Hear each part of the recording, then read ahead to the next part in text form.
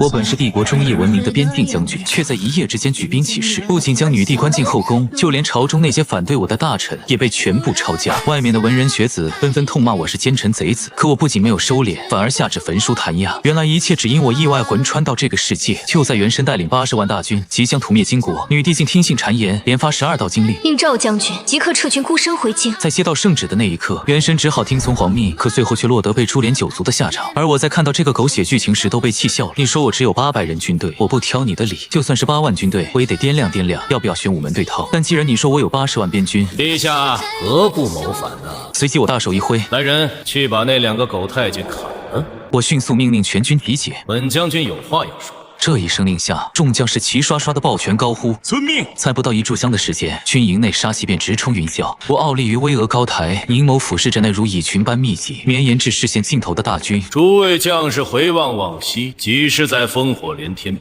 年间浴血搏杀。正当吾等剑指金国胜券在握之际，陛下却听信谗言，连颁圣旨，令吾等止戈息兵。尔等答应吗？说到后面，语气森严，带着咬牙切齿的痛恨之意。本来军队中众将士还在犹豫，可在我的10几名亲信先锋率先大喊一声不答应后，瞬间军营内武器阵地声不绝于耳，数十万士兵齐声振臂高呼：“不答应！不答应！不答应！”而后我再次嘶吼着：“没错，尔等不答应，本将军同样不会答应。100年来战死的同袍们不会答应，无数被那些畜生们屠杀的百姓亡魂们同样不会答应。全军听令，吾等斩太监，置金牌，撕圣旨。待吾等屠灭大金后，众将士可愿随我清君侧，去问问那些所谓的朝廷栋梁，究竟将我们这些浴血奋战的军士，将边疆的劳苦百姓们放在哪里？”下一瞬，无数将士咆哮如惊雷般轰鸣。看到此等效果，我很是满意，随即翻身上马，高举长剑。众将士随本将军来做一番大事。而旁边不远处，众多百姓听闻这呼啸的滔天巨响，脸上反而纷纷露出笑意。他们根本不在乎谁当皇帝，他们只知道，只要大将军在，只要那些将士们在，边疆就会很安全，也无需惧怕那些金国蛮族烧杀抢掠。然而，其中几个安插到军营的探子却脸色瞬息没有了血色。前面那几句口号还好，也不过是要抗命出兵打金国，事后朝廷如何处理也与他们无关。所谓的赵齐是死是活也无所谓。而听到后面那些口号的瞬间，他们顿时傻了。大将军赵齐竟然光明正大的准备造反。几位密探执笔记录时，手指不由自主的颤抖，口中忍不住喃喃自语：“完蛋了，真是完蛋了！赵将军竟然真的造反了！这可是打得金国屁滚尿流的赵家军，王朝内谁能敌得过？快，赶紧将消息传回去，晚了大家都要遭殃了。”而在另一边，大金军队的主将帐中，这些异族将领们正满脸笑容的喝着小酒。听说有12道金牌与12道圣旨抵达时，那该死的赵齐当场切脱了血，笑死了！吴大金真是命不该绝，否则的话，非要那个狗东西得逞不成。大风的那些蠢货就会窝里斗。倘若吴大金有此等神将效忠，必然会给予其无限的信任。假如赵齐真的投降，你会接受吗？接受个屁！屠杀吴大金族人的狗贼，必将其碎尸万段。几人边喝酒边吹嘘，丝毫没有防备之心。毕竟根据探报回来的情报，这次危局已解，赵家军必然会停战。以往最大、最恐惧的敌人赵齐，也即将因为莫须有的罪名被处死。然而就在这时，无论是大营内还是大营外，所有人皆感觉到了阵阵可怕的震动。这一瞬间，大金将领们顿时脑子一空，而后大惊失色地尖叫着：“该死！敌袭！军队在接近，快防御！难道是赵齐？”可这个时候反应过来，彻底晚了。无尽铁气如洪流奔腾而入，手中寒光闪烁的兵器泛着冷冽光芒。屠金狗，灭大金！伴随着震天战吼，赵家军的将士们势不可当地涌进战场，众多异族士卒惊慌失措，纷纷陨落。瞬息间，大金营地化为修罗炼狱，断臂残腿散落遍地，鲜红血液如同江河倾泻，将苍茫大地涂抹上一抹刺目赤红。我挥舞着恐怖的方天画戟，尽情施展着各种杀招，比以往更强横的力量与武艺，简直让我当场化作死亡收割机。无数异族士卒在这凌厉攻势下瞬间陨落。都给本将军死！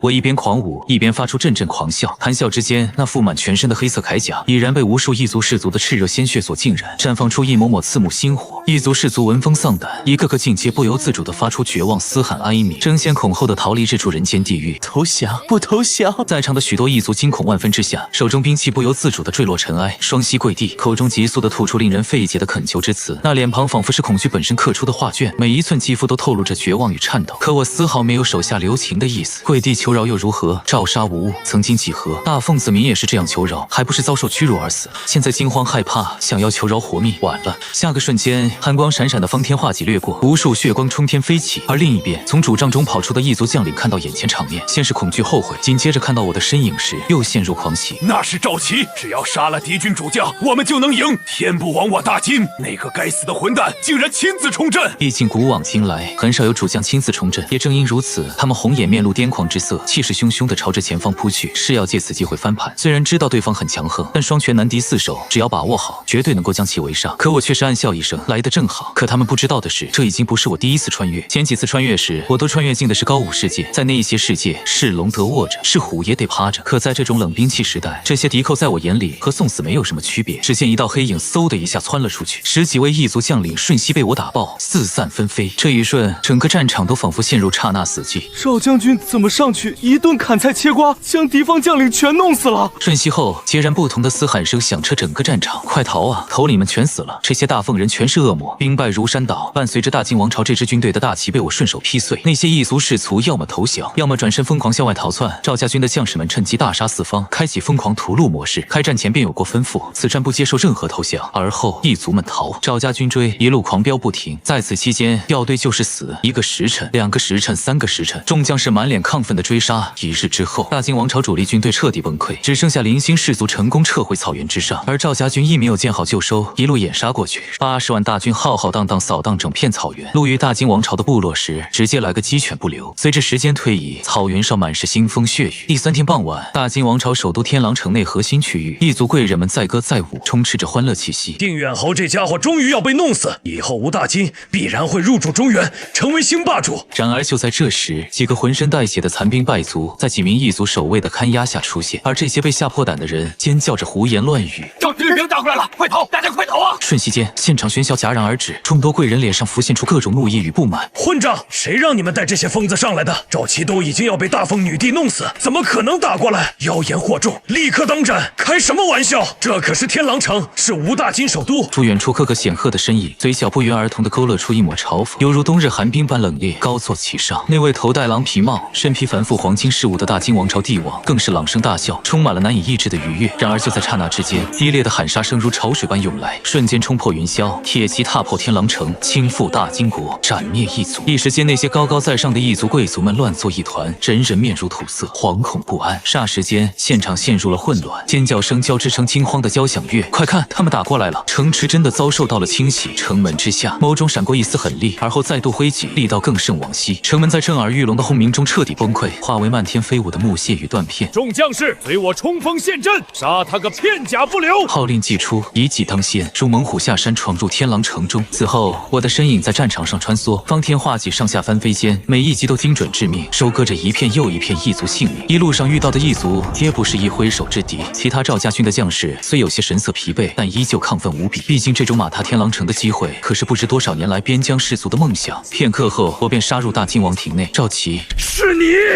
该死，竟敢不顾金凤两国友好开战，难道是不想活了吗？异族帝王眼中满是惊怒，奋力地咆哮着。众多贵人表现亦十分类似，各式谩骂顿时出现。该死的赵齐，你竟敢违抗自家主子的旨意，绝对死定了！擅自攻击吴大金王庭，你这是掀起战争！而我也懒得跟这些脑残愚昧之辈解释什么，纵马冲锋，犹如虎入羊群，前后瞬息。随着阵阵不可置信的绝望嘶吼，那些异族们尽皆成为了亡魂。片刻之后，城头之上，身着已被染成猩红的黑甲，我咆哮声响彻全城。清空天狼城，除大凤子民外，斩草除根。1日之后，进京擒王，清君侧，再造乾坤。片刻后，无数赵家军士卒狂热的高呼将军威武。与此同时，大凤王朝的京城之中，首相赵贵收到密信，脸上露出阵阵狂喜。赵齐啊，赵齐，这次看你还不死！违抗圣意，连续12道金牌，你这次死定了！就算是先帝复生，也不敢冒天下之大不韪射你，否则可就是将皇家的尊严践踏成尘埃。至于后面所说清君侧造反之事，赵贵并没有当真。作为老对手，亦或是研究最深的敌人，在他的念头里，我绝对不会选择造反。一起而看，不过是对方打算以自身死亡而为大金王朝送葬罢了。对此，赵贵虽然有些可惜大金王朝那些人年年送来的奇珍异宝，但心情还是相当美妙。除掉了赵齐，己便可以权倾天下，想要什么就要什么，甚至可以尝试下更高的位置。想到这，首相眼眸深处涌现出一股股贪婪，仿佛饿狼般盯着皇宫方向。皇宫内大殿中，女帝看着密报，脸上浮现些许怅然若失。哎，忠心是够忠心，可惜太蠢了。区区大金何足挂齿？可惜赵贵这颗棋子抽得太快，只能尽快送下去，送你上路。很显然，这位潜意识中也不会觉得我会造反，哪怕看到了情报，只会觉得有人构陷或者夸大其词。第二日清晨，大殿内，在庄严的朝堂之上，密探搜集的情报被公之于众。情报一出，整个殿堂仿若被投入了颗惊雷，气氛骤然升温。此刻，群臣哗然，议论之声四起。下一刻，一名名不同官职的官员纷纷走出。赵齐行事乖张，大逆不道，抗旨不从，意图谋反，简直是罪该万死。启禀陛下，赵齐造反之心昭然若揭，臣请诛其九族。御史大夫所言甚是，臣附议。此时朝堂上，文官也好，武将也罢，大殿之内的众多官员态度出奇的一致，全部想要趁此机会置我于死地。文官们受赵贵的影响，不想让莽夫继续逍遥下去，而武将则是因为现有大部分武将都是世代勋贵出身，根本不想让我这个从小兵爬上来的人一直坐拥大将军席位，骑在他们脖颈之上。见此，首相赵贵嘴角上扬，脸上浮现出得意，仿佛胜利近在眼前。而上方女帝在心底则暗给其中几个判了死刑。虽然她也对我的行事并不满意，但却并不喜欢看着朝堂统一意见。与此同时，我正引领着的80万大军如怒涛般磅礴归来，朝大奉国都进军。就在2、3日后，正当朝堂决议完毕，新一轮圣旨以及钦差出发时，我与80万赵家军已经跨过草原，宛如直插心脏的利刃，一头扎入大奉王朝疆域中，目标京城。此期间路遇城池，各种官吏或吓得望风而逃，或者开门投降。即便是繁华之所，所拥有的战力也不过是上千衙役，跟80万精锐大军相比，完全没有相提并论的可能。转眼之间天亮出发，傍晚之时，我率领80万赵家军已经连下12城。每次抵达之时，都有百姓听闻消息，某石湖将以云王师，我前身积攒多年的名声，让我不费吹灰之力便获取民心所向。同一时间，大奉王朝帝都朝堂之上，赵齐打出清君侧，出坚定的口号，已率领80万大军挥师南下，10万火急，赵齐连下3城，正朝着京都杀来。报，赵齐造反，已经破了嘉峪城。一位又一位信士如同接力般不停歇，鞍马未下人不息，自遥遥千里的疆界疾驰而来，传递着一桩桩令人震撼不已的讯息。此刻，无论是那姿态高冷的大奉女帝，还是运筹帷幄的首相赵贵，乃至在场的每一位文武百官，无不瞠目结舌，陷入了前所未有的惊愕之中。什么？造反了？赵齐居然谋反了！可恶的混账！他竟敢竖起这等反旗，真是岂有此理！简直是无法无天！可如今大势已去，那80万雄师赵家军，谁能与之抗衡？他可是敢马踏大金王庭，甚至将金帝斩杀的煞星。面对如此惊破天的消息，有一个算一个，全都当场傻眼了。几息过后，大奉女帝陷入无法言语的暴怒之中。混账！这该死的逆子，简直枉费朕的信任！诛9族，不，必须诛杀10族，以儆效尤。另一边，首相赵贵脸色惨白无比，浑身隐隐发颤。有敌意或者说恨之入骨的对手，才是最了解对方的人。相比其他人，他更是明白我的能力。倘若其真决定造反，天下没有任何人或者大军可以阻止。其他官员们心思浮动，明面上迎合女帝大骂我的同时，暗地里却动了其他念头。片刻后，大奉女帝带着寒意开口大喝道：“好了，别说废话，快说说解决赵齐这个反贼的办法。”闻言，众大臣立即爆发更激烈的讨论。有武将站出开口道：“启禀陛下，微臣以为应立刻发圣旨，怒斥赵齐谋反行为，以20万皇城护卫军拱卫死守京城，责令四方大军从各个方向围剿，彻底消灭这支叛逆队伍。”亦有文臣大义凛然的建议：“陛下乃是真龙天凤之躯，只要站出痛斥反贼镇远侯，那些赵家军的叛逆自然就放下兵器投降。”其他什么诸如发动勋贵世家的势力抵抗，让百姓当人肉城墙等等离谱建议，同样一个个冒了出来。总之，大多数朝臣都觉得打心底去硬碰硬，根本打不过我与那80万赵家军，只有攻心，利用同情心与仁慈。听着群臣的建议，忽然之间，女帝感觉眼前困境似乎并不那么难以逾越，恰是自信被重新点燃，决定御驾亲征，痛斥反贼，平息叛乱。20万护卫军犹如洪流般迅速集结，严密守卫着京城的每一寸土地，内外皆固若金汤。另一方面，我在短暂的整军休息后，再度挥师，势如破竹，接连攻陷6座重镇，其锋锐直指大奉王庭，仿佛一切阻碍都将化为齑粉，铺就通往权力巅峰的道路。京城之外，15万护卫军扎营守护，主帐之内，几10位勋贵将领严阵以待。区区一个泥腿子也敢造反，这次吾等就将其硬生生击败，让天下看看什么才是用兵如神。没错，以往不注意，被这小子爬到头上，简直就是最大的屈辱。也就是他们的运气好，否则有他什么事儿？谋反反贼，这次无赖当先锋，给他一个下马威。显然，这些勋贵出身的将领，大心底瞧不起我这等出身。巍峨城墙之巅，女帝身披龙袍，群臣环绕，左右两侧拥簇的同时，个个神色肃穆，共同眺望着浩瀚天际线。如雷贯耳的马蹄声逐渐放大，令整个大地都仿佛在震颤。紧接着，无边无际的赵家军士卒犹如潮水般汹涌而出，身披铁甲，闪耀着冷冽寒光，在朝阳之下更显威武不凡。片刻之后，15万雄壮的护卫军汇聚成坚不可摧的军阵，与之相对，同样声势浩大的80万大军亦如怒涛般汹涌。两军间沉闷空气里弥漫着迫人寒意，几十位勋贵将领骑着战马上前，主动喝骂着：“逆贼赵齐，还不束手就擒！狗东西还不滚出来！你这泥腿子不感恩戴德，竟然造反作乱，受死吧！”另一边，身着通体黑甲的我，带着10几名下属将士，一同从无声散开的通道策马奔腾而至。此刻，勋贵将领们心头的激动之情愈发沸腾，咒骂与挑战的声浪较之先前更甚3分，空气中弥漫着紧张而炽烈的战意。期间，某年少气盛的勋贵小将尤为显眼，猛地驱动坐骑，脚尖身影在马背上跃动，手中长枪舞动如龙，银光闪烁间高声呼喝：“吾乃御前左将军下属参将，不忠不孝的逆贼，还不速速受死！”闻此言，我身旁的下属有些忍不住想要上前将其斩杀，但我对于这自古以来的斗将传统显然看不过眼。在我看来，用阵前斗将来增长士气，本就对赵家军没有太大作用，而我也没有半句废话，果断地挥了挥手，全军冲锋！刹那间，如潮水般汹涌的大军顿时呼啸而出，铁骑瞬息便冲阵杀了进去。紧接着，无数赵家军士卒们更是嘶吼着进攻，悍不畏死。那些勋贵将领见状，纷纷脑子一猛，这完全不按照套路出牌啊！但既然已经开战，那就只能迎敌了。呼喊中，众多护卫军士卒鼓起勇气，挥舞着武器主动开战。在他们看来，这些边疆泥腿根本不足以与王朝精锐军队战斗，只需要一个照面，自己这方定能将对方杀得片甲不留，打得屁滚尿流，狼狈而逃。然而，当两方洪流相撞的刹那，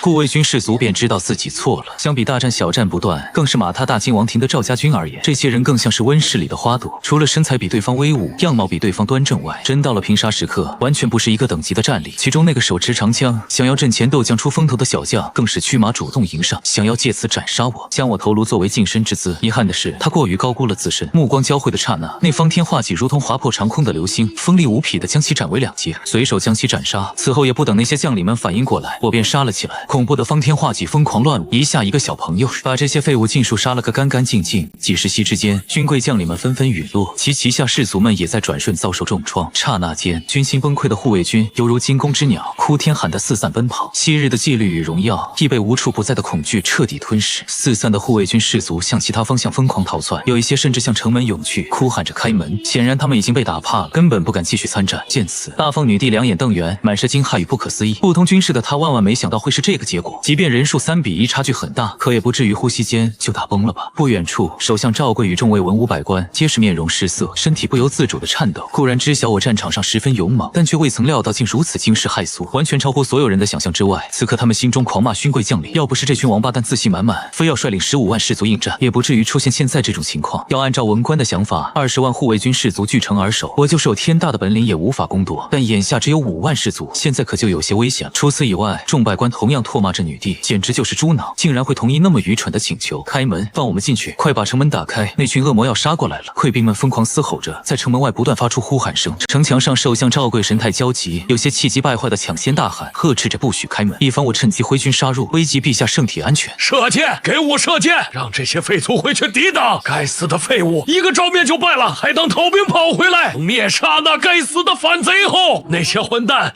也要统统问罪！瞬息间，无数箭矢射出，很多护卫军士卒当场成了筛子。死亡威胁与恐惧之下，护卫军只能离开城墙，或向其他方向继续逃窜。而赵家军士卒们还真就没有对这些投降之人动手，这也与我下达过的命令有关。毕竟好歹也是同族，相比异族而言，多少留了点情。更何况这些也是我想要收编的有生力量。整个大凤王朝也不能全靠手中的80万赵家军，倘若想要实现心中所思所想，这些人手还是有些不足。另一边，见士卒纷纷投降，首相赵贵气的脸当场就绿了。混账，竟敢向反贼投降，真是该死！必须全都诛9族，以儆效尤。旁边女帝脸色同样铁青，额头隐约有青筋乍起。半炷香后，城外的护卫军已经彻底溃败无踪，要么组团逃跑的没影，要么当场投降成了俘虏。现如今，漫天血腥气息直冲云霄，战场亦是一片狼藉，到处都是残肢断骸。我骑着战马，单手持着方天画戟，神色带着丝丝张狂的上前。这个结果，尔等可还满意？这句质问仿佛一张无形巨手，恶狠狠扇在了大凤女帝与众大臣的脸上，让他们神色青红，交错变换个不停。若早知今日，当初又怎敢那么逼迫，或者说不那么急迫？等到我回京述职再发难的话，也不会有今天这种境地。此刻看向下方熟悉的那道身影，众人心中有种深深的懊悔，真是失策。万万没想到啊，那赵齐竟然敢如此胆大妄为，一失足成千古恨呐！良久的死寂过后，大凤女帝心中懊悔尽去，只剩下无尽的愤怒，但也无可奈何，她又将难题抛了回来。众爱卿可有退敌之策？此言一出，现场顿时陷入死寂。玩崩了，又想起我们来了，真不想收拾这种烂摊子。此刻众人想法出奇的类似，莫名间全都生出心累，想摆烂的想法。转念思考后，又觉得倘若我带大军攻入后，女帝有没有事还不知道，但他们这些人绝对死定。毕竟对方口号可是很清晰：清君侧，除奸佞。总之，守住才是最好的结果。陛下无需忧虑，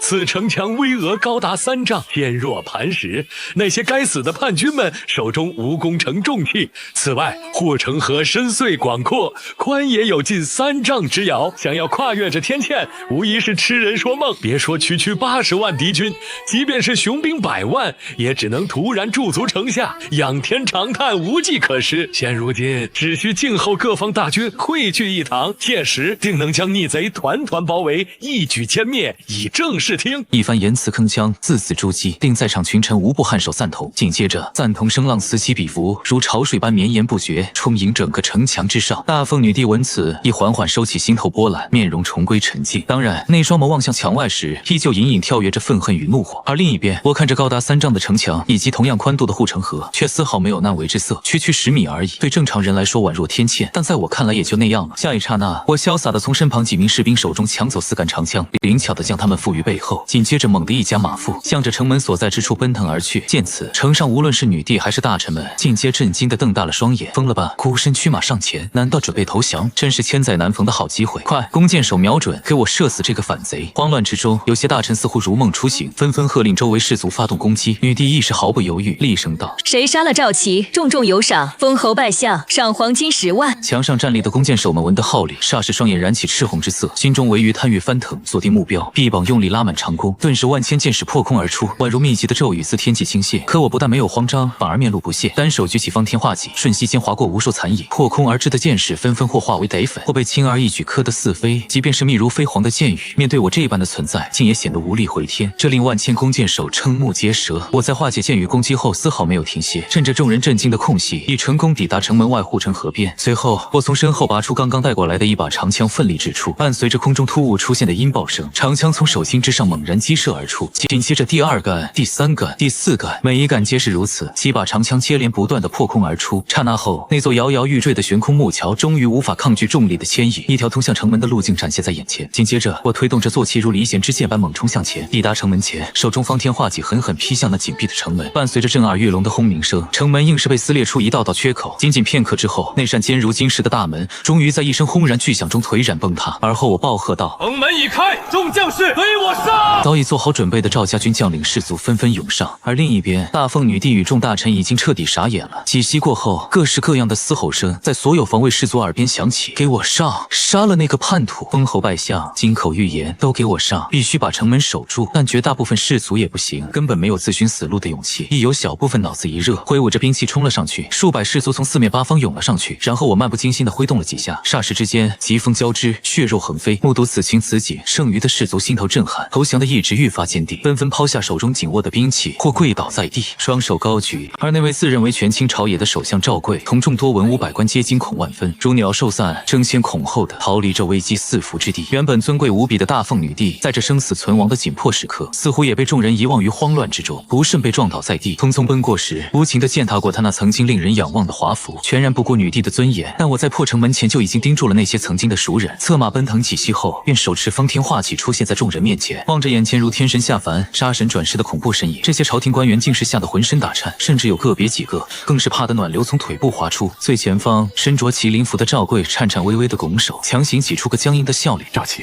有话好好说，这都是一场误会。”对此我嗤笑一声：“误会？都打到这儿了，你跟我说误会，早干什么去了？”说完这话，手中方天画戟划过一道冷芒，手相赵贵头颅瞬间离体而去，紧接着无头躯体无力地轰然倒在了冰冷地面上。如此骇人的场面，顿时吓得众大臣齐刷刷跪在地上，那叫一个整齐。在跪下的同时，还不忘高声呼喊，为自己进行辩解：“赵大将军，这一切都是赵贵这个奸佞在捣鬼，杀得好！这个该死的赵贵简直罪该万死！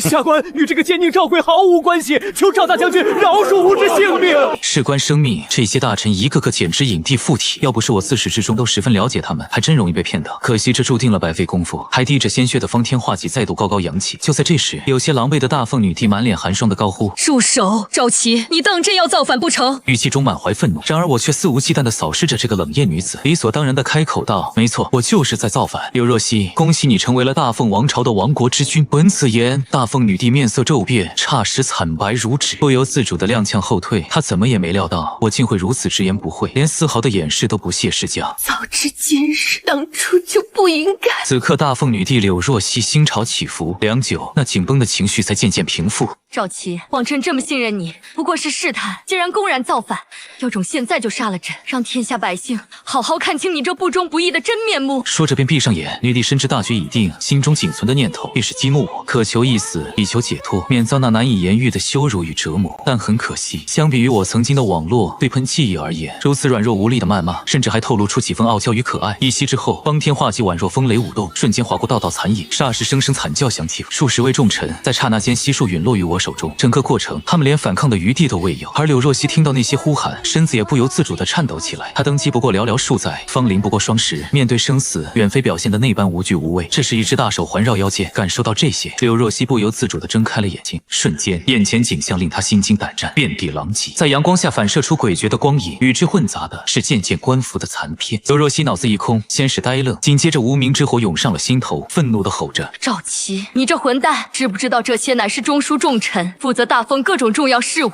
就算是改朝换代，可你将他们都杀了，拿什么来治理国家？难道不怕天下大乱吗？”然而面对他歇斯底里的质问，我嘴角却升起丝丝玩味。除了脑子不好外，这蠢萌女帝心地倒是还不算太恶劣。当然了，在某些方面上还得好好教育一番。你把这些废物想得太重要了，有时候治理天下并不需要这些，至于他们的作用，放条狗上去一样能做得很好。听着我不屑一顾的反驳，女帝柳若曦更加愤怒。你这匹夫，说他们不重要，吾还能容忍至今。对于这些，我只是撇撇嘴，然后轻轻捏了捏她的细腰，同时玩味开口：“那就拭目以待。”你这个卑鄙下流的反贼！片刻后，我以不容置疑的姿态抓着咬牙切齿的女帝柳若曦，昂首阔步迈入辉煌皇宫之内，两侧挺立着威武不凡的赵家军士卒，如同铜墙铁壁般，整个皇宫内外尽在掌控之中。我毫无顾忌地坐在龙椅上，方天画戟随手放在旁边，似笑非笑地对着女帝开口：“柳若曦，你也不想被抓起来的那些大凤皇族成员们出事吧？”短暂沉默过后，柳若曦脸色变幻不停，情绪一时反复波动，又羞又怒，而我却神色玩味，隐隐带着一丝得意。就当他忍着悲愤想要主动上前时，在众将士的监视下，众多朝臣被赶鸭子般驱使到殿内。此时我摆摆手道：“先到旁边站，乖乖当好吉祥物。”听闻此言之后，大凤女帝松了一口气，情绪稍稍缓解了不少。另一边，群臣涌入殿堂，当他们目光触及那尊贵皇座上时，心中无不涌起惊涛骇浪。虽曾风闻赵齐率军秦王，却万万未曾料到，此刻的我竟能端坐于龙椅之上，而那位往昔的女帝竟温顺的如同势力一旁的女仆。此等前所未有的颠覆之举，无疑揭示了我的勃勃雄心。什么秦王，什么行军策，不过是掩人耳目的说法罢了。想到这，众臣脸色巨变，霎时便有官员挺身而出，愤慨之情溢于言表，怒指龙椅之上的身影：“赵齐，尔竟敢僭越尊卑，端坐龙椅！”这天子威仪如无物，速速退下，以免羞辱加深。此时还有3、4名朝臣跟着争相附和：“那位子岂是你所能觊觎的？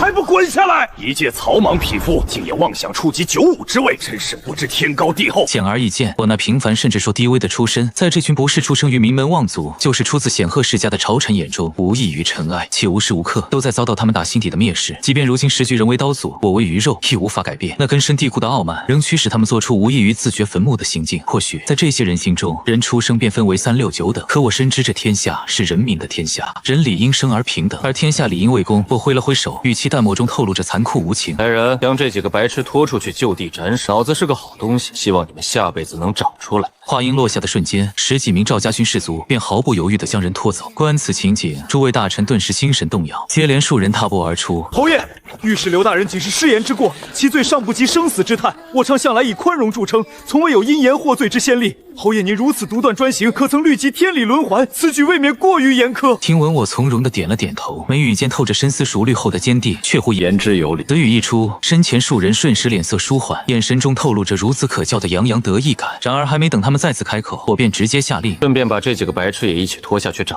了。真让人费解，如此浅显的过失竟也会犯，难道在你们心中，朕还不值得被尊称一声陛下？非常的直白，直白到令在场群臣头皮发麻，神色呆滞。你竟然要造反，这不是很很明显嘛，朕就是在造反，现在才看明白，也是个废，拖下去砍了。又是连续好几个不知死活之辈，还没说完，便落得跟前面那些同样的下场。整个过程我淡然自若，仿佛吃饭喝水，短短10几息，便判了将近1/5剩余朝臣死刑。混乱中有朝臣怒声咒骂，也有朝臣则大义凛然，面无惧色地迎接死亡的拥抱。此外，同样更有朝臣惊恐万分，纷纷祈求怜悯，姿态卑微至极。我以淡漠的目光扫视着众人，目光仿佛死神镰刀般划过之时，令他们瑟瑟发抖。少顷一位朝臣终是按捺不住心里的压迫，疾步而出，姿态谦卑，眉眼间尽是谄媚之色道：“恭贺陛下，贺喜陛下，一举铲除愚昧昏聩的大凤王朝，荣登95之尊，开启我朝新纪元。微臣拜见陛下。”陛下得为乃是天命。就找辅秀，唯有您可带领天下黎民百姓走向新生。见此，我脸上浮现些许笑意，语气带着丝丝轻蔑，还挺识趣，那就暂且留你们一条狗命。不远处，女帝看得心头滴血，脸上更是怒意升腾。她万万没想到，这些墙头草竟然到得如此之快，而且那些家伙在极力称赞我的同时，更是拼命抹黑自己，简直恨不得拔剑当场砍死这些混蛋。但深明皇位之上那人的恐怖战力，柳若曦亦不敢妄动。我随即一挥手，让这些朝臣退下，又令士卒们到殿外。紧接着，目光火热地看向旁边的蠢萌女帝，是时候发起战斗的号角了。虽然地方有些不合适，不好直接吃正餐，但可以收点利息。随后我强势地将柳若曦拉了过来，嘴角带着丝丝笑意，而柳若曦则是意识到了自己接下来的惨剧。半炷香的时间缓缓流逝，我终是畅快地吐出一口长气，一脸惬意。而不远处，柳若曦则倚靠着柱子颤抖不已，经过一番艰难调整，才勉强平复下来。她满目哀怨地瞪视着我，心中交织着怨恨与愤怒，却只能无奈接受这番羞辱。对此，我选择彻底无视，一脸坏笑地坐上了龙椅。不远处，大凤女帝看到某人脸上挂着的邪魅笑容，瞬息间怒意如烈火般在心中腾起，脸颊霎时涨得通红，牙齿紧咬，而后几乎失控的恶狠狠咆哮道：“可恶至极！这卑鄙小人，你给我记住！胡须太久，天之下芸芸众生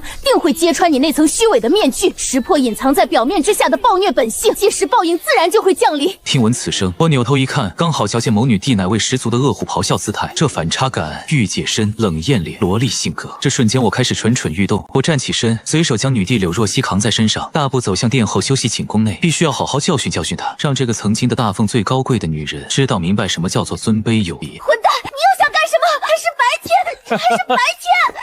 朕想干什么就干什么。在此同时，大凤王朝的辽阔疆域内同样风云变幻，暗流涌动。诸多镇守边疆的大臣，乃至显赫的王侯贵胄，在获知赵远侯赵齐统帅大军进京擒王的消息后，亦是满脸震惊。在他们看来，对方竟然造反，实在犹如天方夜谭一般。正常而言，慷慨赴死成就中军之名，才是真正可能出现的情况。不过短暂的沉寂过后，这些大臣与王侯们立即兴奋起来。如今的情况对他们利益更大，无论谋夺权力也好，亦或是顺势抢了天下也罢，全都是再合适不过了。有了我在最前方背负骂名，后续阻力实在是太小。各个不同区域，一名名王臣们不约而同开始发号类似的命令，召集部下进京平乱。哈哈哈！大鹏一日同风起，扶摇直上9万里，时机已到，随吾进京。嘿嘿，柳若曦，这皇位你既然坐不稳，那就让叔叔来做吧。整个大凤王朝一夜间步入紧张氛围，就连民间百姓也感受到了危机。此外，那些怀揣着不好意图的阴谋家同样召集亲信，四处散播我谋反的消息，一系列脏水与黑锅尽数扣在了我的身上。但紧接着，后续密探传回的消息将很多人直接打懵了。什么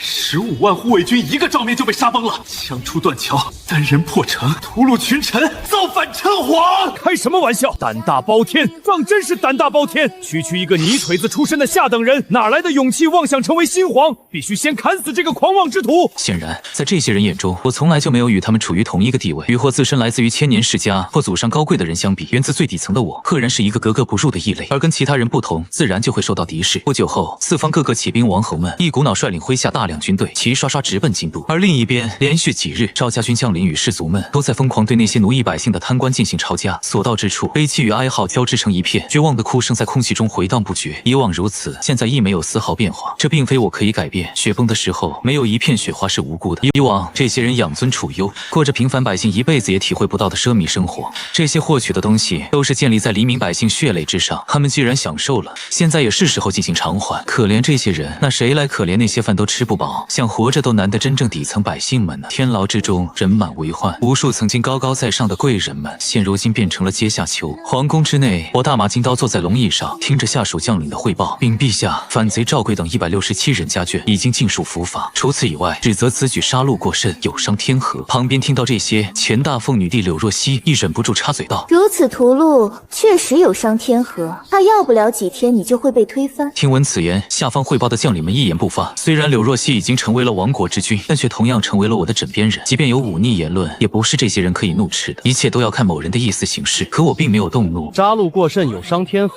真是太可笑。这些冠冕堂皇的话，不过是为了糊弄人罢了。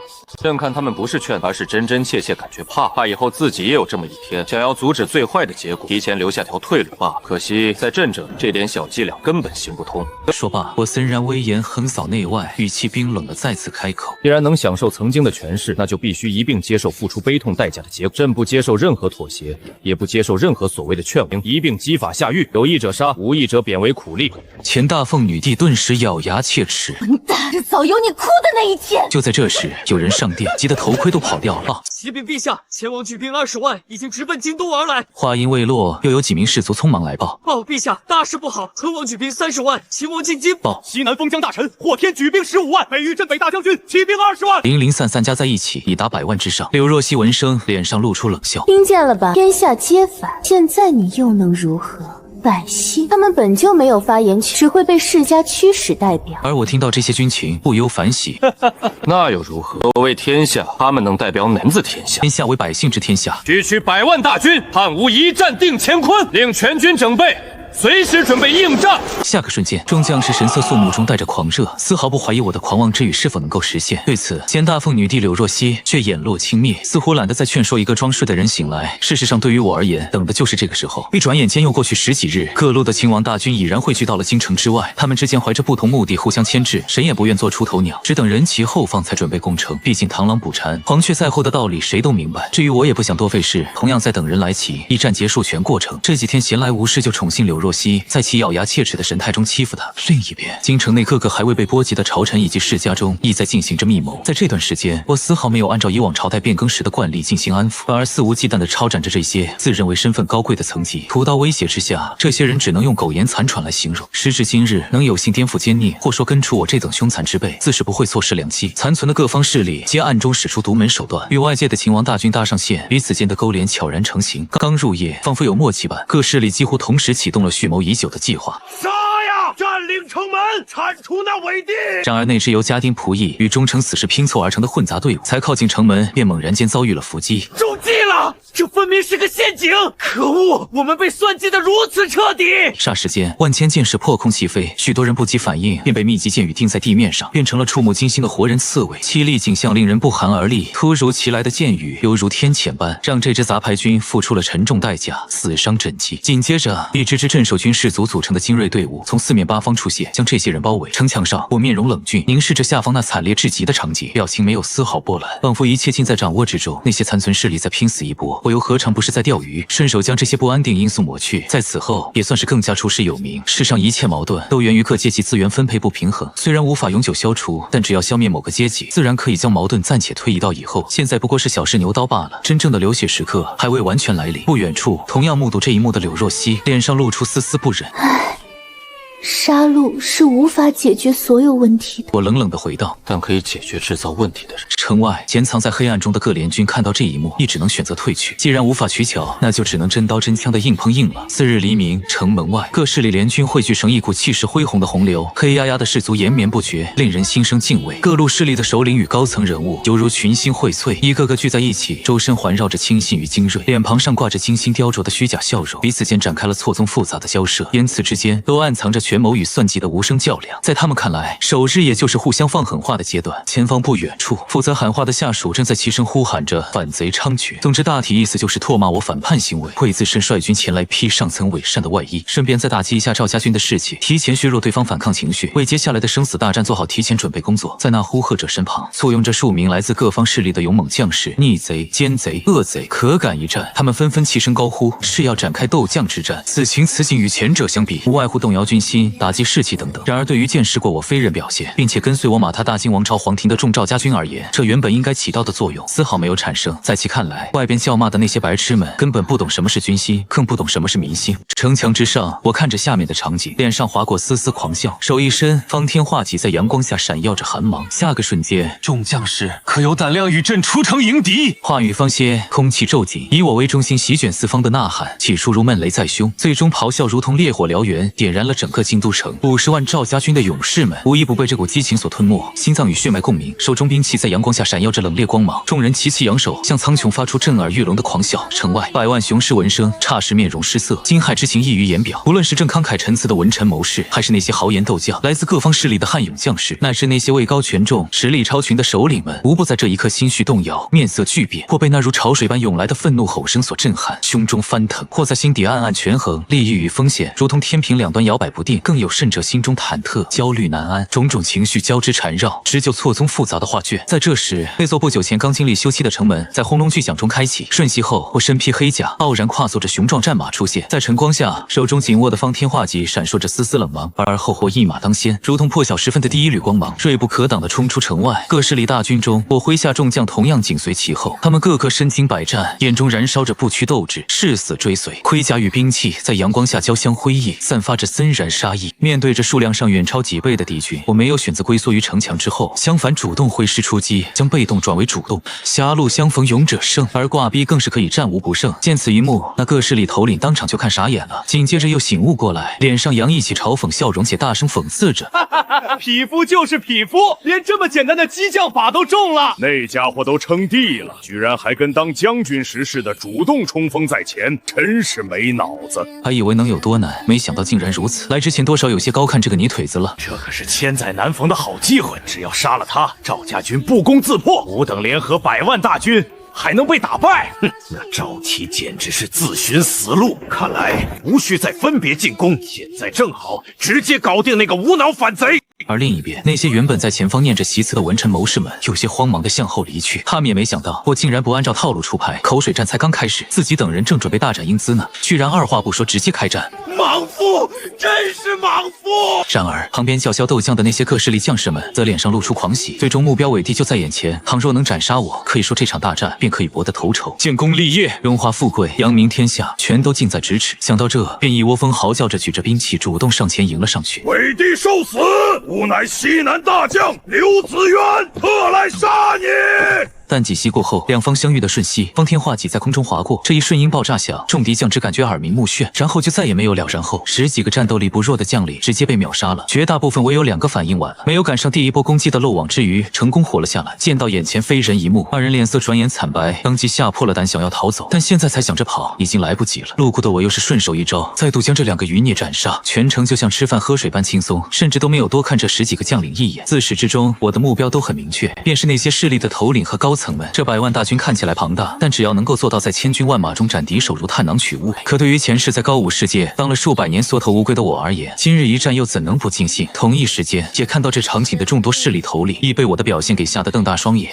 那还是人吗？子渊可是能举起200斤士卒的大将，竟然被就此打倒！来人，快来人！挡住那个赵齐，别让他过来！斩杀伪帝者，赏10万金封侯。众将士何在？建功立业就在今朝！那些首领们在心头震颤之余，纷纷挺身而出，高声疾呼，话语中带着无法抗拒的诱惑与重赏承诺。闻此豪言，万千士卒与将领们顿时胸膛起伏，眼眶里仿佛有无尽贪欲在燃烧，满是激动与渴望。但那如潮水般呼啸响彻云霄，众人奋不顾身的汹涌而出，汇成一股不可阻挡的洪流，冲杀而去。而我毫无惧色，反而猖狂大笑，手中方天画戟肆意挥洒，哀嚎之声此起彼伏，交织成一曲哀歌。转瞬战场化为修罗地狱，一片狼藉。区区普通士卒与将领根本无法阻挠丝毫，他们就犹如螳臂挡车般，呼吸间便被碾碎成渣。不经意间，我便再次斩杀数千敌军。面对这骇人一幕，那些贵人们无不失色，心中恐惧如潮水般汹涌。在这个瞬间，部分头领仍旧声嘶力竭地命令士兵前去阻挡，声音中难掩颤抖。剩下那些则在清兵严密护卫之下，仓皇向更远的安全地带撤离，背影显得格外狼狈。在这些人心中，生命比任何珍宝都要来的沉重。然而现在想撤，却只能说为时已晚。更何况自始至终来讲，我的目标就是他们，就算想逃，也要看我想不想放。片刻后，原联军重地，我挥舞着寒光闪烁的兵器，如龙腾般迅猛杀到身前不远处，数十名敌方亲兵飞蛾扑火般的挡着。可惜我仅轻描淡写的一击，便如同冷酷的裁决者，将那些勇敢却命运多舛的灵魂尽数收割。此刻，2名尚未能逃离的首领身躯不由自主的颤抖，发出惊恐万状的喊叫。吴靖王是也，你不能杀！吾等皆出身王族，跪救之后。刹那间，一道耀眼银芒划破长空，伴随着2声沉闷的响动，2颗血光猛然冲霄。在此之后，我冷眼睥睨着那2张凝固着无尽惊恐与不甘的面容。不能杀，朕偏要杀！王族真是可笑之极的称谓，在朕眼中，你们不过是苟延残喘的旧朝遗孤，前朝余孽罢了。说着，顺手将2个帅气当场砍落。四周士卒目睹此景，无不惊恐万状，尖叫声响彻云霄。靖王怒了，康王殿下遭遇不测，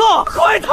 话语间，恐惧如同瘟疫般迅速蔓延，无数士卒脸上都写满了绝望与慌乱。与此同时，80万凶猛如狼、悍勇似虎的赵家军士卒与将领们，在战场上亦展现出恐怖战力，仿佛一股不可阻挡的洪流，硬是将敌军阵线冲撞得支离破碎。另一边，我锁定逃走的诸王，老四猛虎下山再次冲杀过去，错过之处掀起腥风血雨，但凡路上阻挡的士卒亦或将领，皆在瞬息间倒下。被追杀的头领拼了命的逃，随着时间无形增加，一位位出身显赫、曾高举旗帜打着征讨反贼旗号的人，最终皆化作亡魂，陨落在历史尘埃里。半个时辰后，我身着已经被鲜血染红的盔甲，屹立于无数将军恐惧的眼神中。赵家军士卒与将领们一举起染红的兵器，狂热的高呼不断。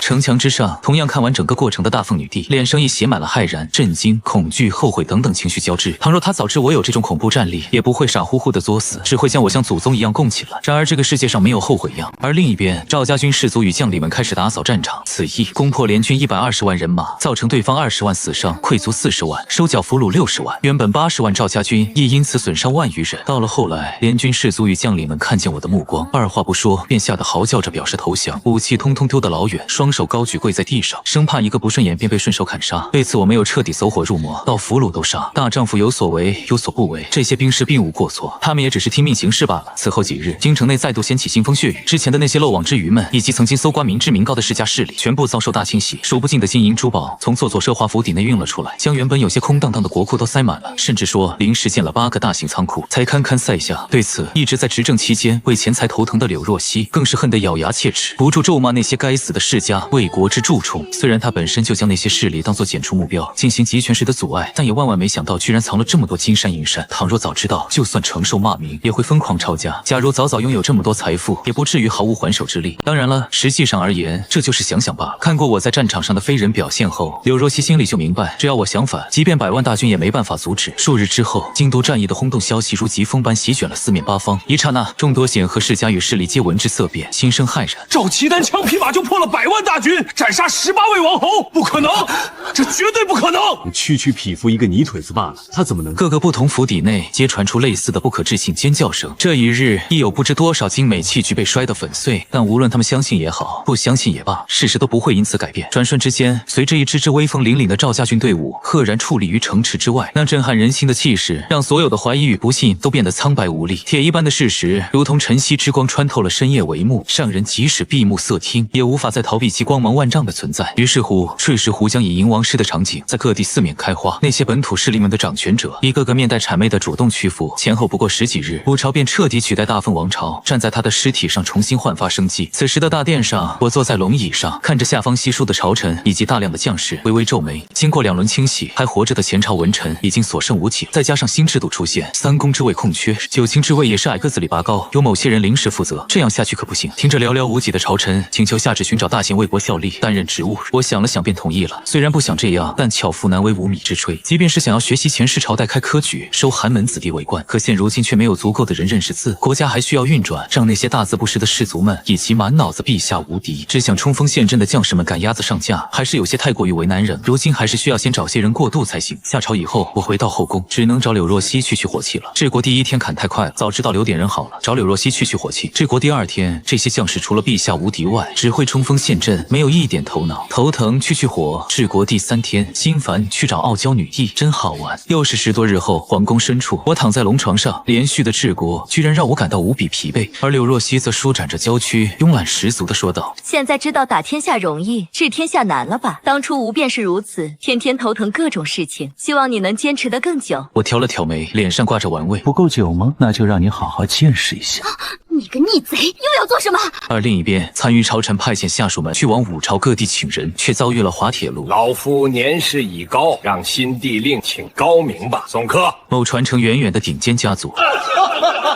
区武夫也配让吾等效力？滚吧！无论孔家还是其他任何学子，都不会有人为篡夺大奉正统的国家效力。无数不同的地方皆出现类似的情况。10几日后，大殿之上，听着朝臣沮丧着脸汇报的相关情况，我脸色宛若寒冰。好，朕真是给他们脸了。既然不愿意为国家出力，那就该承担后果。听到这一席杀气十足盛言，几名朝臣当即跪下，大声阻止道：“此举必将天下大乱，这会毁掉整个五朝。不可啊！是啊，陛下，这会毁掉整个五朝，也会让天下大乱。”然而面对此等言论，我露出冷笑。既然那些所谓的世家们不配合，就别怪我直接掀桌子。不想好好玩，那就都别玩了。总之解决不了问题，那就解决制造问题的人。与此同时，一只飞鸽带着残酷使命从京城飞出，跨越千山万水，直奔各个城池。而那些世家势力们在挥斥方遒过后，亦大摆酒席，开怀畅饮的同时，说着类似的蔑视言论。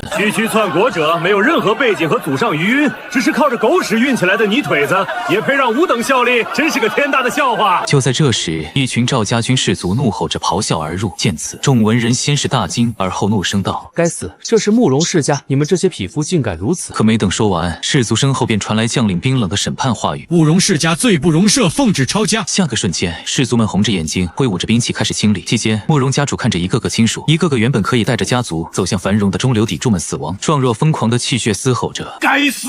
吾慕容家有何罪之有？”后方将领语气淡漠，轻飘飘地传达着我批下的罪名：莫须有。在临死的瞬息，慕容家族听到这3个字，恍如被电击般心头狂震不已。莫须有，这是原大凤皇朝那些文臣们曾经默默安在袁振远和我身上最大的罪名，现如今又被用在屠戮世家势力的身上，因果循环，天道报应。怒急攻心之下，刚要准备反击开骂时，一名士卒便挥手砍死了他。正所谓秀才遇到兵，有理说不清。在同一日的苍穹之下，16家显赫世家的辉煌灯火骤然熄灭，惨遭灭门之祸，且家业被无情的剥夺。这一连串惊天动地的事件，如同狂风暴雨般席卷了整个五朝。这个新生国度瞬间陷入了前所未有的动荡与震撼。可我明白，要让一个以人为本的国度获得兴盛，这是必须要做的一步。百姓已经苦得太久了，他们已经忘记了自己曾经是怎么活着的。而我清理掉这些贪官污吏、祸害百姓的世家的原因，就是要告诉百姓要怎么活，要怎么样才算活着。外界风起云涌，变幻不停。然而京城皇宫大殿之上，给朕死命的背！2个时辰背不会，赏20军状。明天随机抽查，错误1次10军状，不设惩罚上限。我指着简陋模板上的拼音字母，一边读一边教，同时还不忘发出威胁。下方不远处，一群面容愁苦的将领正焦虑地抓挠着头皮，神色近乎崩溃。对于这些目不识丁的粗犷汉子们而言，近来日子过得如同身处炼狱，痛苦不堪。不远处，前大凤女帝柳若曦款款走到身旁，看着旁边这位越来越看不懂的男人，心中写满了费解。倘若将那活字印刷公布，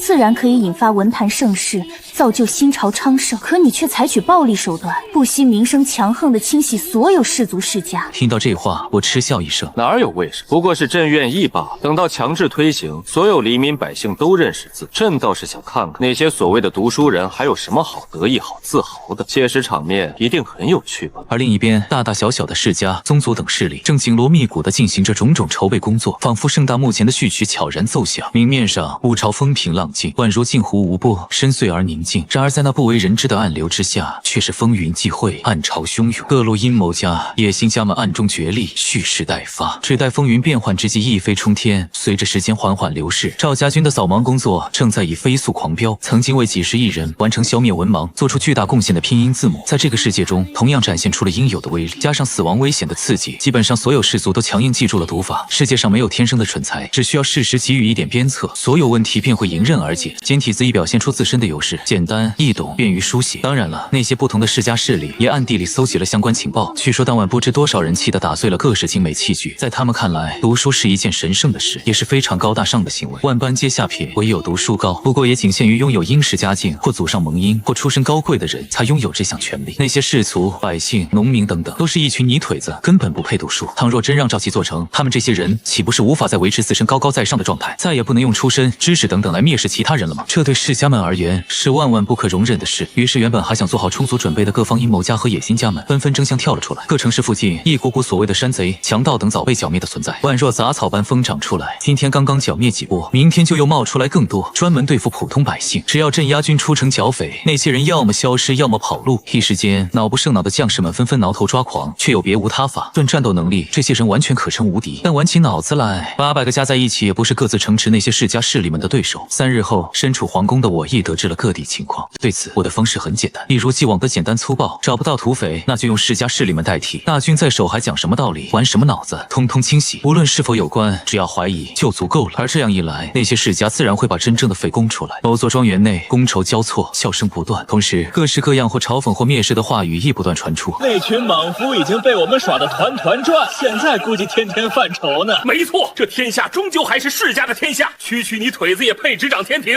我呸！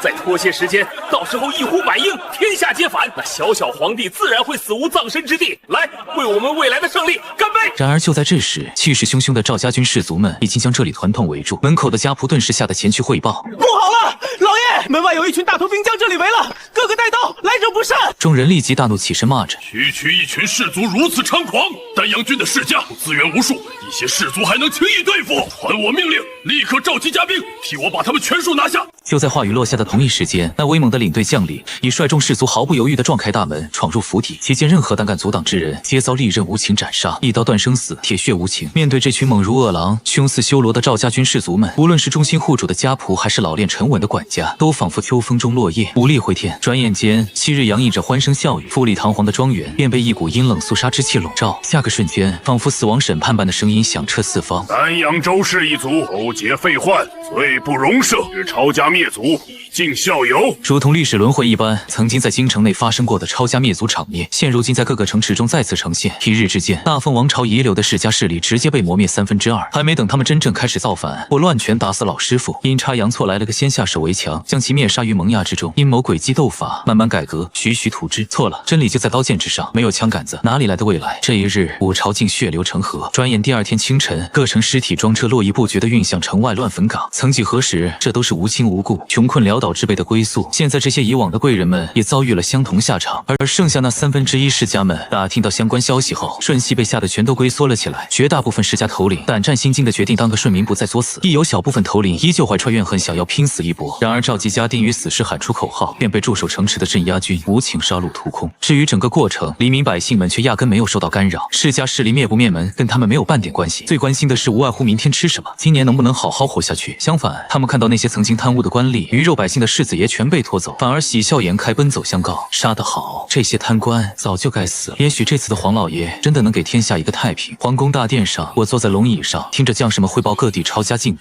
令陛下，修山城郑家、王家、宋家等皆抄家，获取白银2100万两，黄金400万两，翡翠、玉石、古董、名画等各类3600余件，田地50万亩。丹阳周家、同苏家、娄家等已灭，获取白银，田地40万亩。阳城李家已灭白银3000万，充公田地60万亩。此时此刻，一个个夸张的数字从满脸红光的将士们嘴里带着丝丝激动说出。龙椅不远处，柳若曦听得头皮发麻，满脸呆滞。虽说之前京城抄家时知道世家很富有，但万万没想到各城池那些世家势力更是拥有着座座金山。如此恐怖的财富加在一起，甚至比整个大凤王朝所有年的税收总数都高上数十倍。我脸上挂起轻笑，哼，还真是流水的王朝，铁打的世家。但可惜碰到朕，算他们倒霉。既然已经灭了2/3，那剩下那1/3也没有存在的必要。着令，今日起公布新策，所有土地皆收为国有，按照市场均价补偿。从此以后，所有农户按照人口免费分配土地。只有租赁使用权，没有买卖权利。收成其一上交国库，其9留为自用，可自行买卖。另外，灾荒地区免征赋税，从国库拿出粮食赈灾。还有设立商税专门征缴队伍，暂统一按照每次交易利润的30%上交。凡偷税漏税者，第1次100倍罚之，第2次1000倍罚之，第3次斩。今日起废除所有主仆合同约束，农奴欠债合同同样作废。擅自追究者，杀！各式政策如溪水潺潺，从唇间绵绵不绝地流淌而出，每一个字每一句话都蕴含着深意与远见。台下将领们个个瞪大了眼睛，而一旁的执笔官员急急忙忙记录着，心中亦是颤抖异常。片刻后，众多莽夫急冲冲回去准备执行旨意。大殿之内又只剩下2人，柳若曦慵懒地侧躺着，白嫩的唇口微动，语气中带着丝丝复杂意味。这都是你算计好的吗？灭世家，收财富，分土地，养民心，自此天下定，盛世重现。我淡漠开口，2%的世家阶级掌控着世界上98%资源，但很可惜他们不够强，朕也懒得慢慢斗，索性全部清扫，这样那98%就全归朕所有，剩下的就是将这些利益重新分配给百姓罢了。柳若曦叹了口气，但这只能解决一时，解决不了一世，分配过后就成了新的世家，你知道吗？赵齐，世家阶级永远无法消灭，而你皇帝便是最大的世家。我沉默了一瞬，朕看谁敢？这世界上不需要那么多世家存在，如果朕也是世家，那结局也终会由百姓来定夺。柳若曦美眸中闪过一丝骇然，赵齐到底在想什么？但与此同时，他心底深处某个角落却隐隐泛起一种说不清的复杂情绪。这个男人手段残暴，可他所做的每一件事，确确实实都是在为最底层的百姓撑腰。他为地树在，何尝不知百姓之苦？只是身在局中，被世家掣肘，什么都做不了。而他却以最简单粗暴的方式，将他曾经想做却不敢做的事，通通做了个干净。随着道道圣旨下达，那些初步掌握拼音、勉强学会简体字的士族们，成了各城内最好的旨意宣传员。前后不过几日，就连乡间农户都知道了相关内容。对底层人而言，这些无疑是数不清的天大喜讯。欠地主的债通通作废了，卖儿卖女当奴隶的过去亦随着旨意通通推翻。此外，还有免费的田可以种，而且只需上交1成粮食，不需要缴纳其他杂税。而在一座座奢华庄园以及华丽府邸内，则再次响起怒骂与打杂声，商税竟然需要缴纳3成，何等残暴！均价强制收购，这跟明抢有什么区别？合同作废，不可能！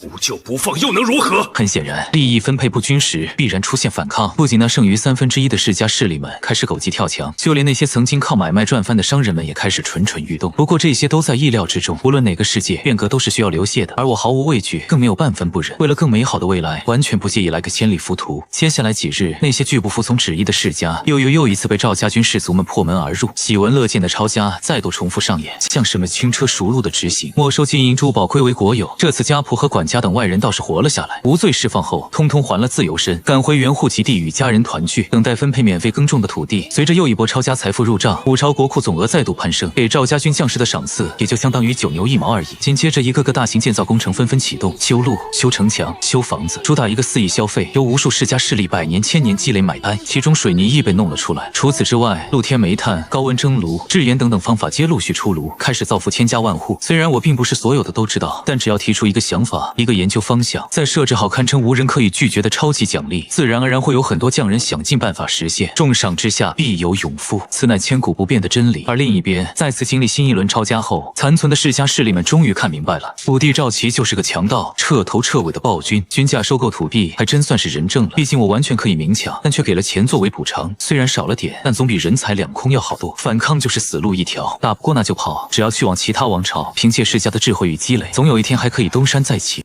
某城门，一辆辆马车排队向外驶去。某家主捏着拳头，眼神愤恨中带着怒意，最后看了看周围熟悉又陌生的场景，心中默默许下誓言：30年河东，30年河西。赵齐，总有一天，吾等世家会令汝付出代价，然后带着本家人头也不回的狼狈离开。看守城门的士族们冷冷旁观，根本没管。然而半个时辰后，某位将领带领着上百骑兵士卒悄然出发。过了一段时间，几十里外，该死，是赵家军！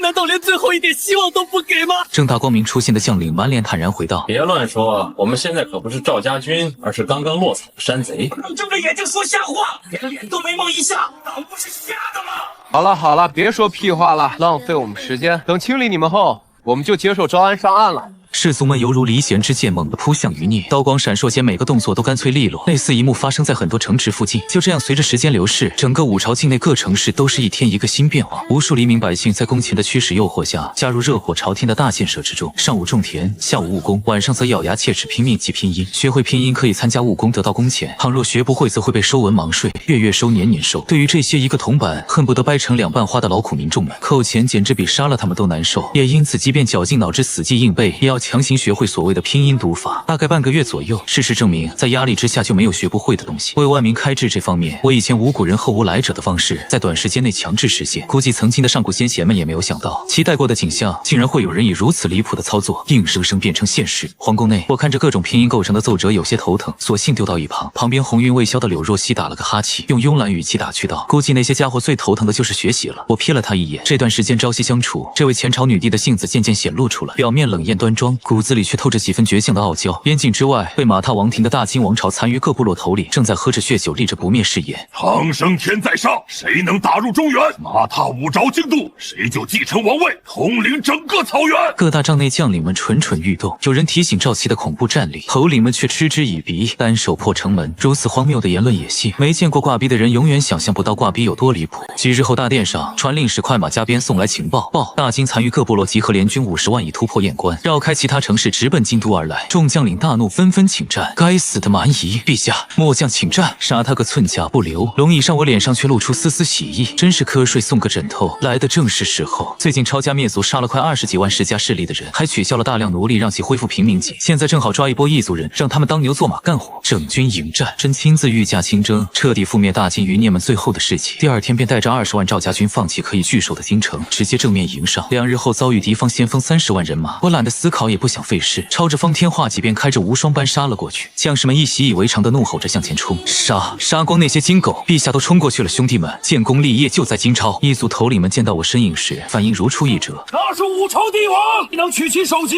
上千羊万牛，外加万顷草原。10几个呼吸后，奖励还没喊完，我已经杀出一条血路冲到跟前。几名头领大惊失色，刚要求饶，晃眼间便只感觉天旋地转，意识消散。前后不过片刻，大金余孽的头领们便尽数死在方天画戟下。此后，我手中方天画戟注入浑身力量，猛然一甩，前方500米内仿佛被一抹神秘力量骤然净化。路上一族士卒甚至来不及发出一丝哀嚎，就已化作漫天血雾。紧接着连续10几道白光闪耀，战场上多了10几条血雾通道，以及10几个深邃的巨大深坑。那一刻，整片战场陷入死寂。长生天，那是长生天的化身，我们必须臣服。一族们二话不说，丢掉兵器，跪地疯狂磕头。赵家军士卒则齐声呐喊。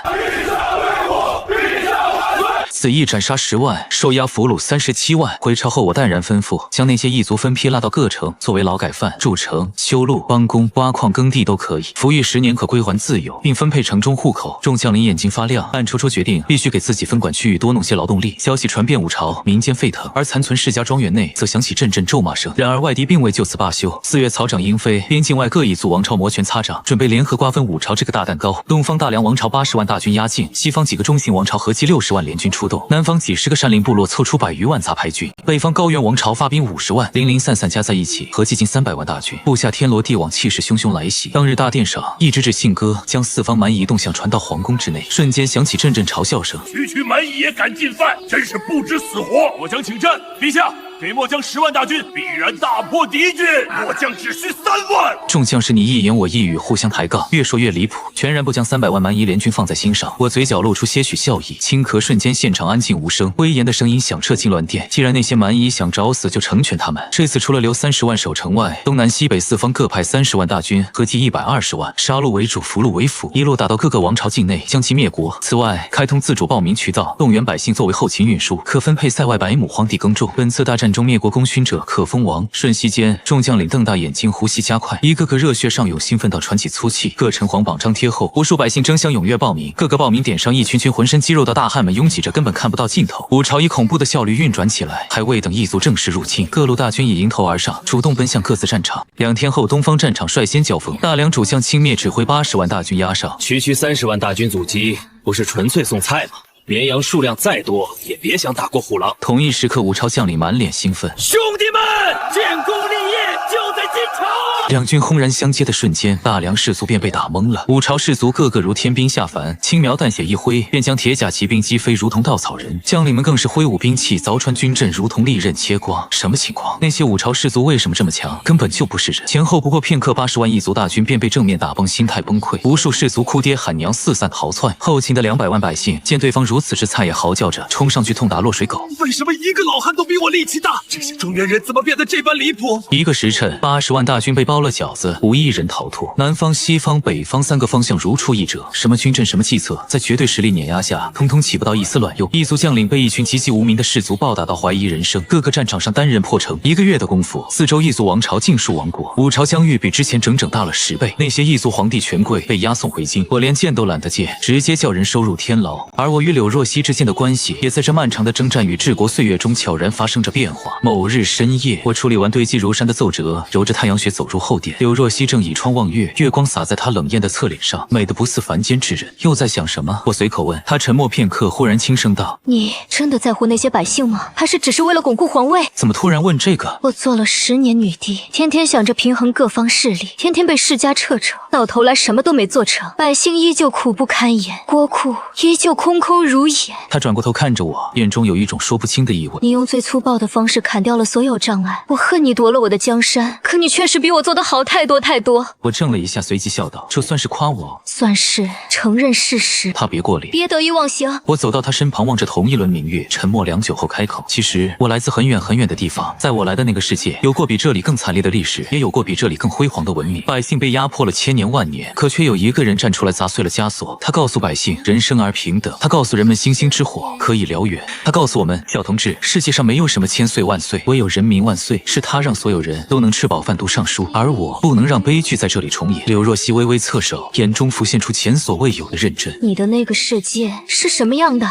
很复杂，有好人，有坏人，有光明，有黑暗。但有一点和这里一样，百姓想要的从来不多，不过是吃饱穿暖，安稳度日。他默默点头，没有再说话。但那晚之后，他看我的眼神里少了几分怨恨，多了几分他自己都未必察觉的温柔。又一日，我在后花园练武，方天画戟，舞动间虎虎生风，每一击都带着恐怖的力量。柳若曦不知何时走到廊下，静静看了许久。教我。他忽然开口：“教我武艺。”他抬起下巴，用女帝的姿态说出了一句不太像女帝的话：“我不想永远只能站在你身后。”我打量了他片刻，忽然笑：“行，不过丑话说在前头，我教人可不会手软。本宫堂堂大凤女帝，还怕你一个泥腿子不成？”从那天起，每日清晨后，花园中便多了2道身影，一个霸道凌厉，一个倔强不服。柳若曦的天资确实不错，虽然基础薄弱，但胜在心性坚韧。被摔倒了爬起来，被打疼了咬牙忍着，从不喊停。而在那一次次的拆招、过手、近身缠斗中，2个人之间的距离似乎也在不知不觉间拉近了许多。有一次，他被我一招扫倒在地，仰面朝天喘着粗气，忽然冒出一句：“赵琪，如果当初你没有造反，我们会不会是君臣？”不会。我伸手将他拉起来：“以你那些大臣的德行，迟早要弄死我。”也是。他低声说了句什么，声音太小，我没听清什么。没什么，继续。他红着脸又举起了木剑。转眼间1年过去，5朝以前所未有的速度发展着。各城市内一个个身材健壮的百姓，大摇大摆走在水泥路上。商业街上叫卖声此起彼伏，乡间农户拉着新式去园里耕作，猎户们结伴上山，能追着老虎满山跑。四方远征群如脱缰野马般一路打到世界尽头，战利品源源不断运回5朝，无数朝贡的货品被运往国内，为5朝的基建添砖加瓦。一道道牵引百姓前往新领土开荒的圣旨发到各城镇，离5朝越远，给出的免费可耕种土地越大。无数百姓争相报名，那些残存世家分子们最终绝望地发现，他们已经被时代彻底抛弃了。城墙上的简体字公告一个字都看不懂。与普通百姓相比，曾经以饱读诗书为荣的他们，活像一群大文盲。什么公共厕所、公共马车、水泥等等，皆是闻所未闻。熟悉的事物消逝，陌生的接踵而来。虽然依旧生活在这里，却对这个新生的5朝有种说不出的疏离感。此刻残余世家分子们心中升起无尽惶恐，世家阶级已经彻底消亡了。当时代洪流来临之时，除了被淹没以外，任何阻拦和想法都是螳臂当车罢了。又是几年光阴如水。某日夜里大雨倾盆，我独自站在御书房门前，望着雨幕出神。书房内那副老牌匾已被我丢弃，换成了全新的4个大字：天下为公。可我体内那股已经到达极限的力量隐隐躁动。自从半年前开始，无论如何修炼，实力便再也无法寸进。在这片低武世界，仿佛有一道无形的屏障横亘在前方，怎么都突破不了。这片天地太小。又在发呆。柳若曦撑着油纸伞走来，站到我身旁。这10年相处下来，她早已不复当初的敌意与怨恨。虽然嘴上依旧偶尔骂我逆贼，但语气里的嗔意比恨意多了不知多少倍。若曦，我忽然叫了她的名字。你信不信这个世界之外还有更广阔的天地？她微微蹙眉。你又说胡话。不是胡话，我能感觉到这片天地的尽头并非真正的尽头，在更远的地方有着远超你我想象的力量存在。那里的强者一拳可碎山罩，一剑可裂苍穹，那里被称为高武世界。柳若曦端着伞的手微微一颤，这10年朝夕相处，她太了解这个男人了。他从不说空话，更不会无的放矢。你想去那里？不是想，是必须去。我的力量已经到了这片天地的极限，再也无法寸进。想要变得更强，就必须踏入更高的世界。而且偏头看他，嘴角划过一丝笑意，那边没准更好玩。雨声哗哗，柳若曦沉默了很久很久，突然收了伞，任由大雨淋在身上。她的眼眶微微泛红，但声音却极力维持持着平静。你走了，五朝怎么办？三公九井组成参议院，共商国事，再加上我已经设立了监察司、法院、首府三权分立，制度已经搭好，加上百姓识字，有才之人均可入朝，军队强盛。国库丰盈，就算换条狗坐在龙椅上，也能维持几十年太平。你就是这么不负责任的人。负责？朕打下了天下，灭了世家，分了土地，赶走了异族，让百姓吃饱穿暖，这还不够负责？我挠了挠头，他说不出话来，只是在雨中狠狠瞪着我。雨水顺着他冷艳的面庞滑落，不知是雨还是泪。我没说那个负责。别瞪了，我伸手替他挡了挡雨。朕问你一个问题。什么？跟朕走不走？柳若曦浑身一震，瞪大了那双漂亮的眼睛。那个高武世界，强者如云，危机四伏，但同样也有着这片天地永远看不到的风景。你可以变得更强，强到不再需要依靠任何人。我看着他，语气前所未有的认真。你跟我走，还是留在这里过太平日子？雨幕之中，两个人对视良久，最终柳若曦深吸一口气，抬起她那沾满雨水的下巴，用当女帝时最傲然的姿态开口：“本宫堂堂大凤女帝，岂会惧怕区区新世界？”顿了顿，她的声音忽然低了下去，低到几乎被雨声淹没。而且谁放心让你一个人去？指不定又惹出什么祸来。我大笑出声，笑声穿透雨幕，回荡在整座皇宫之中。数日后，武朝迎来开国以来前所未有的盛大祭祀庆典，大街小巷挂满五彩灯笼与织锦。清晨的第一缕阳光穿透薄雾，照耀在金碧辉煌的祭坛之上，香烟缭绕，钟鼓齐鸣，缓缓步入祭祀现场。身后柳若曦紧随，在后方群臣将士步伐庄重肃穆，数不尽的百姓从四面八方汇聚而来，衣衫整洁，脸上写满狂热。万岁！武帝陛下万岁！看到了，终于看到了，是活着的武帝陛下。周机关高亢的吟唱声响起，献酒、献舞、诵读祭文，一系列仪式逐一展开。稍请我迈步而出，解开了身上一直隐藏的恐怖力量，瞬间天地变幻，云霞随之颤抖，无尽威势如怒涛般横扫周围百里之地。后宫佳丽花容失色，群臣将士面露骇然，士卒与百姓尽皆不由自主跪倒在地。何其惊人！这便是武帝真正的力量吗？天神降世，非凡人所能及。我淡漠开口：朕功盖三皇，德高武帝，覆灭各异族，重铸中原荣光。今日功德圆满，武朝地位高悬空至，由议事阁、监察司、法院、首府共商国事。此外，朕会在上面看着。话音未落，天穹之上骤然异变，万顷乌云凭空涌现，如厚重墨幕遮蔽苍穹。而后，乌云中央裂开一道缝隙，三颗星辰凭空亮起，披杀、破军、贪狼，绽放出摄人心魄的妖异光芒。三道绚烂至极的星光自浩渺星河洒落，穿越茫茫宇宙，交错融合，汇聚成一道，猛然灌注于我的身躯之中。与此同时，天地间出现一道虚空裂缝，裂缝彼端隐隐传来令人窒息的恐怖气息。那是一个远超此界的广袤世界，其中蕴含的力量浓郁到近乎实质，仅仅感受一瞬便让人心神震颤。所有人目瞪口呆地望着这一幕，有人喜极而泣，有人五体投地。仙界，武帝陛下要回归仙界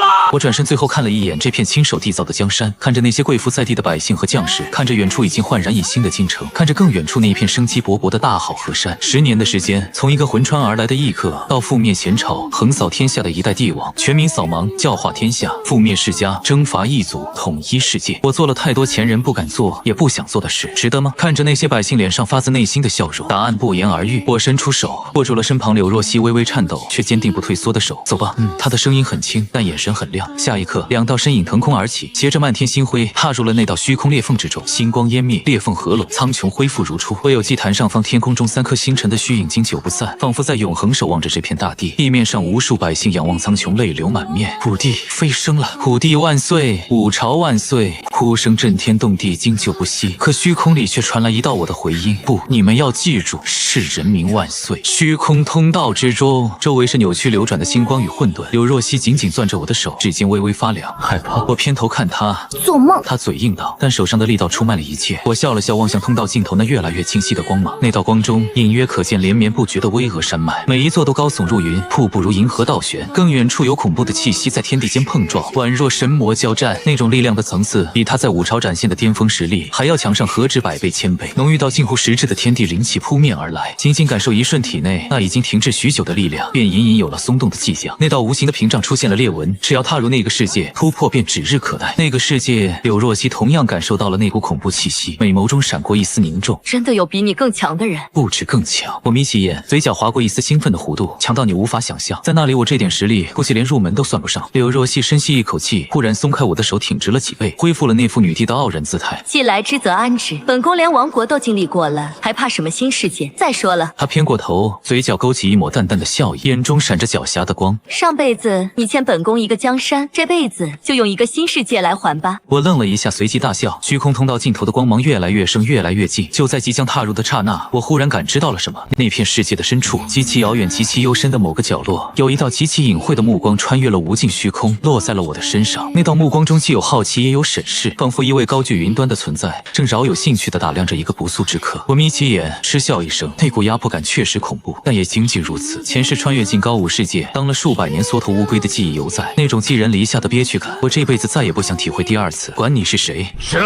来了！光芒吞没了2道身影，而在那片高武世界的某座巍峨宗门深处，万丈高峰之巅的密室之内，一位闭目枯坐不知多少岁月的白发老者忽然睁开了眼，浑浊的眼珠中闪过一道摄人金光，仿佛能洞穿虚空，看透万物本源。这是什么命格？他缓缓抬头望向天际那道正在消散的虚空涟漪，嘴角勾起一抹意味深长的笑容。3星齐聚，七杀为刃，破军为锋，贪狼为魂。这种命格已经很久很久没有出现过了。上一个拥有此等命格之人，搅动了整个大陆的风云，最终却消失在了那片禁地之中。老者重新闭上眼，枯瘦的手指轻轻敲击着石桌，发出嘟嘟嘟的沉闷声响。有意思，且看这一个能走到哪一步。密室归于沉寂，而万里之外，2道身影正从天而降，坠向一片苍茫大地。新的故事才刚刚开始。